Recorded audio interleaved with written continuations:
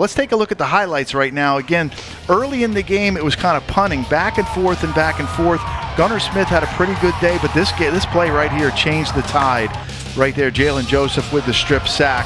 Lafayette gets the football back, and a big step up by Justin Skirbo right there. It comes down. He had 3 or 4 catches in the game. That for a touchdown. He goes up over the top filling. Talked about the height and the red zone threat. And then, how about this dime? Wow. Beautifully dropped in there to his number 1 receiver, Stewart. And then the consecutive plays back-to-back, gets the ball out quick, misalignment by Fordham, gets him in the end zone there. Carson Persing with the 3-yard touchdown pass. It's 14-0 at that point in time. Lafayette took that into the half, and here you see him coming back. Gunnar has a great set of receivers. He throws the ball well, made a couple mistakes here or there, gets sacked again by Jaylen Joseph, his second of the game. And then here, Dean Denobile just kind of throws it a little bit hard. He wanted Skirbo, who had fallen down. They get the football back, and again, that gentleman played a really nice game as well. Number 19 there, Boogie Owens, had a couple big plays. This was a huge play. I mean, what a block by Ty Kaminsky, taken in by Dylan Aguilar. That was a big special teams play. I thought Lafayette won the special teams today. This was a beautiful corner route. Ty Worrell with a bunch of catches today. Wow, he just kept his feet in, was hurt on the play. That cut the lead to 21-7, and then this a huge play for Lafayette. They needed it. They go to the RPO.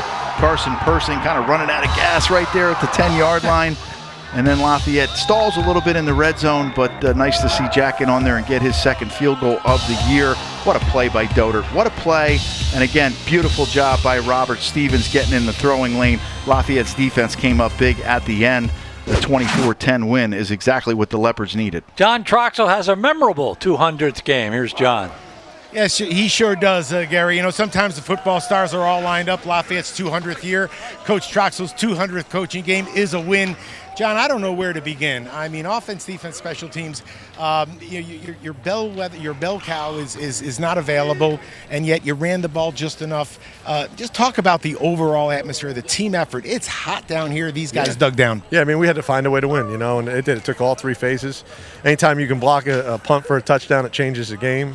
And we did that. We did just enough at the end to hold on, and you know we got to focus and get ready for next week. Okay, I knew you were going to go there, but please let us enjoy this one for a little while.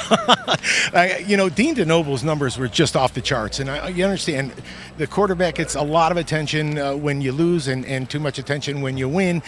That offensive line kept him clean all day long. We've talked about them and how they've supported the run game. Yeah. Today, Dean just sat back there and picked them apart. Yeah, I mean, Dean had a great game, you know, and we needed him to. You know, I mean, when you're missing Kente and some of your big weapon on offense, you know, you need somebody else to step up, and he did. And same with, you know, Carson with the big play at the end. You know, Eli showed up big today. I mean, you know, what can you say? I mean, these kids are practicing hard and showing up on Saturdays.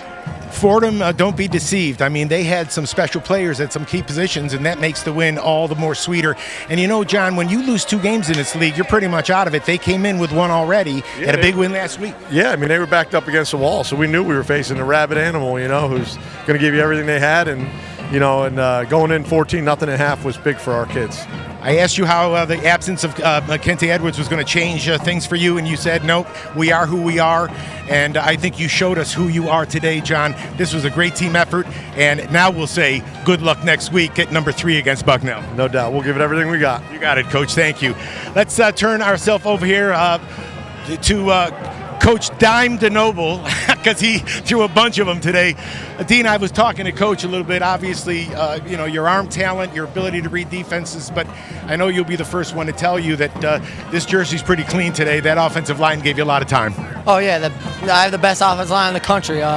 Without them, I couldn't do anything, honestly. And they make our running game. Obviously, we have the best running backs that I could ever imagine, but my offensive line, it's crazy. I love those guys. They're the best. Well, that's where an offensive team starts up front. But, you know, Dean, I'm only half joking because some of those throws, especially some of the deep ones, they're not easy throws, and they were on the money.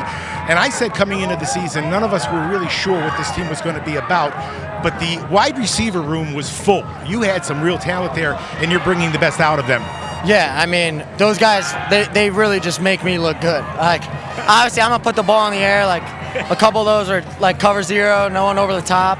And I just put the ball up. Skirbo, Lodge, Carson, Mason. I mean, those guys, They're the best. You guys have been fun to watch, and it was a hard-fought game today. You guys are 3-0 in the league.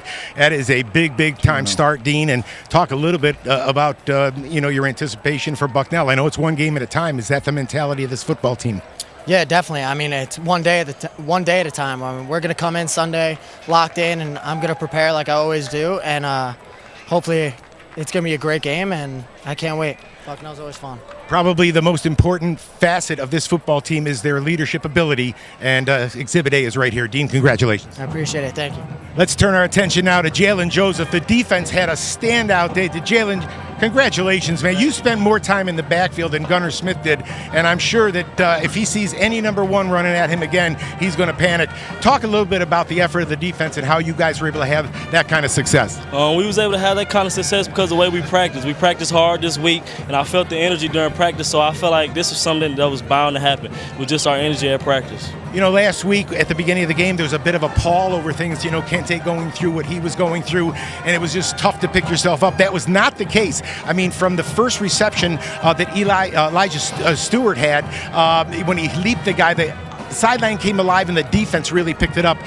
You guys were huge today. Yes, indeed, man. We were huge today. It started from that first drive, man, with the offense. They started. Shout out to Elijah, man. He came out here and he brought the juice, and it flowed everywhere. Everybody kept the juice. Now, late in the game, one more question. Late in the game, they made it a little tight. They got a little sweaty. They kicked the field goal. It was a 10-point game.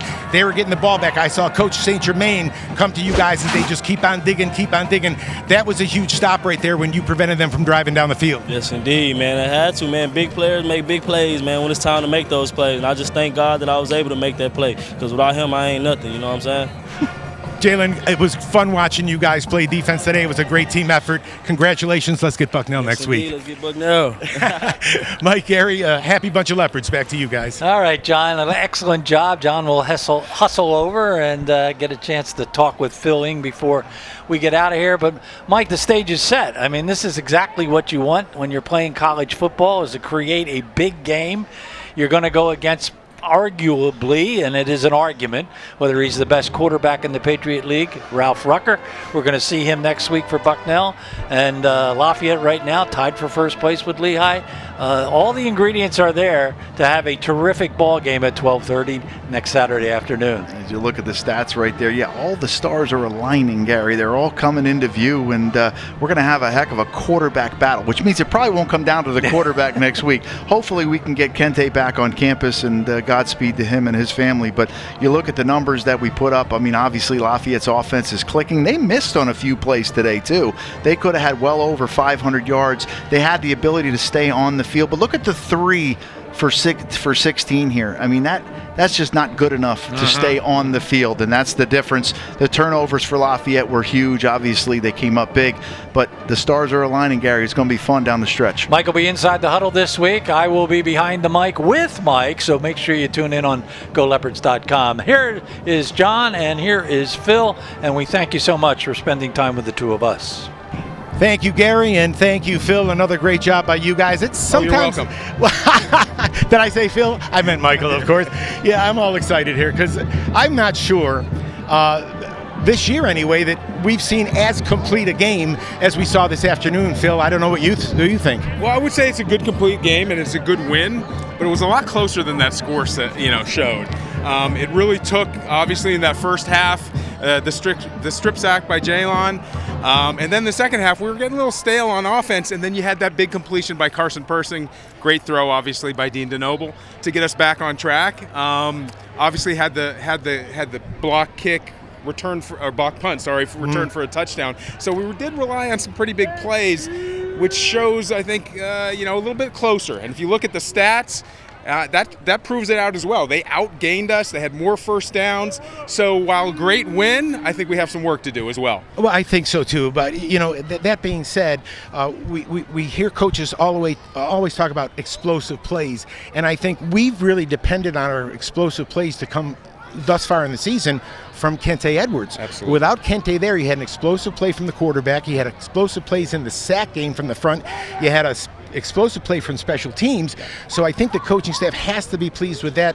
But I agree with you, Phil. It was kind of a bend but not break kind of defense, and coaches don't like that. Right. And a big shout out to Ryan Gatson, comes back after a couple of weeks off. Had a little bit of trouble there first. I think it was, getting used to game speed, lost some leverage, but came back. I think had 12 tackles. And then what a great interception late in the game by Dotson. And I dare say that Ryan Gatson on that from that defensive back position, I'm not sure he gave more than a dozen yards after catch. I mean, he was sticking people left and right. And we remember earlier in the year, he was kind of overplaying things and letting guys get away. Not so much today. It was a terrific defensive effort. That's going to do it for us today. A beautiful day here in, exclamation point to the Leopard win. Next week, it'll be Bucknell right here at Fisher Field at Lafayette College. Make sure you're here with us. It's a 12:30 start. If you're not, you can certainly catch us on the Lafayette Sports Network, ESPN, and Astound Television. Thanks for joining us. That'll do it. I'm John Leone. He's Phil Ling. Goodbye, everybody.